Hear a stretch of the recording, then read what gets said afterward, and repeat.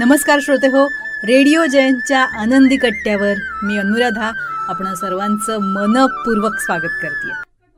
श्रोते हो, आज ज्या व्यक्तींचं वय 65 ते 70च्या घरात आहे ना, तर त्यांच्या स्वभावामध्ये आपल्याला बराचसा संयम आढळून येतो.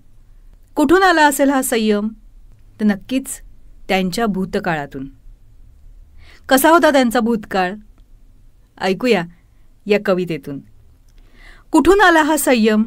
एवढी नम्रता कशी? अपमान पचवण्याची ताकद आली कशी? या प्रश्नांची उत्तरं जरूर तुम्हाला मिळतील जर तुम्हाला बालपणीचे त्यांचे दिवस कळतील. दारिद्र्य आणि गरिबी घरोघरी होती. अंग घासायला दगड आणि दाताला राखुंडी होती. कशाचं बॉडी लोशन आणि कशाचं हेअर जेल?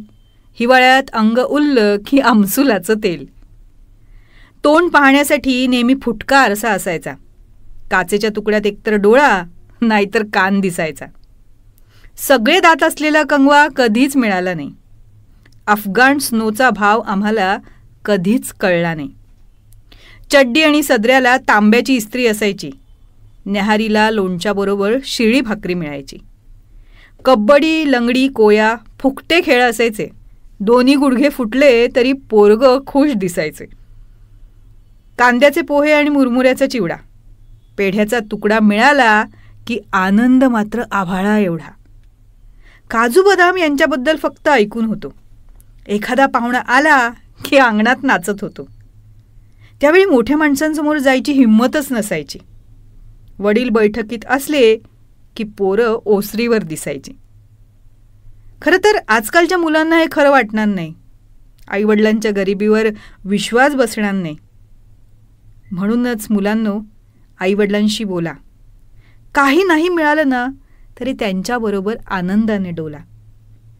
खरं तर नसण्यातच मजा होती हे मोठं झाल्यावर कळतं. नसण्यातच मजा होती हे मोठं झाल्यावर कळतं. आणि खरं शिक्षण माणसाला गरिबीकडूनच मिळतं. श्रोते हो, खरंच आज आपल्याला अनेक सुखसुविधा आहेत, पण तरीसुद्धा आपल्याला अजून हवं हा हव्यास आहेच. जे मिळालंय त्यात समाधान कुणीच मानत नाही आणि सुखाच्या मागे धावायचं कुणीच सोडत नाही. जे आहे त्यातच सुख मानायचं असतं हे कुणाला कळतच नाही. आणि म्हणूनच अजून हवंय ही हाव सुटतच नाही. श्रोते हो, हा विचार आपण प्रत्येकानं करायला हवाय. आणि मला खात्री आहे आपल्याकडे जे आहे त्यात आनंद मानला ना तर नक्कीच समाधान हे आपोआपच मिळतं. आणि आनंद आणि समाधान आपल्याला आयुष्यात मिळाले तर मग अजून काय हवं असतं? बरोबर ना?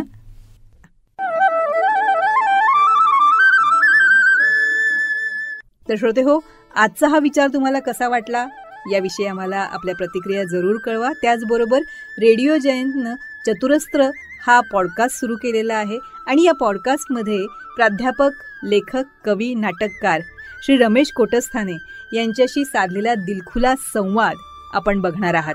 या संवादाचे दोन्ही भाग आपण आपल्या चॅनलवर अपलोड केलेले आहेत, तेव्हा हे दोन्ही भाग जरूर बघा.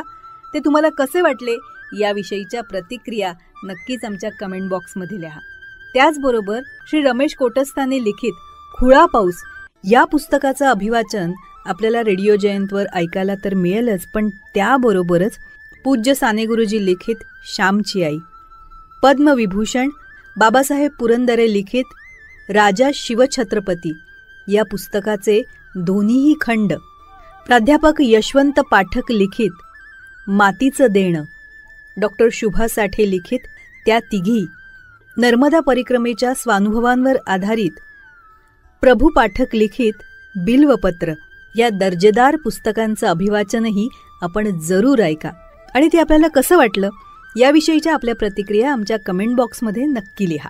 आणि हो, रेडिओ जयंत हे यूट्यूब चॅनल लाईक करा, शेअर करा आणि सबस्क्राईब करा. याचं सबस्क्रिप्शन फ्री आहे.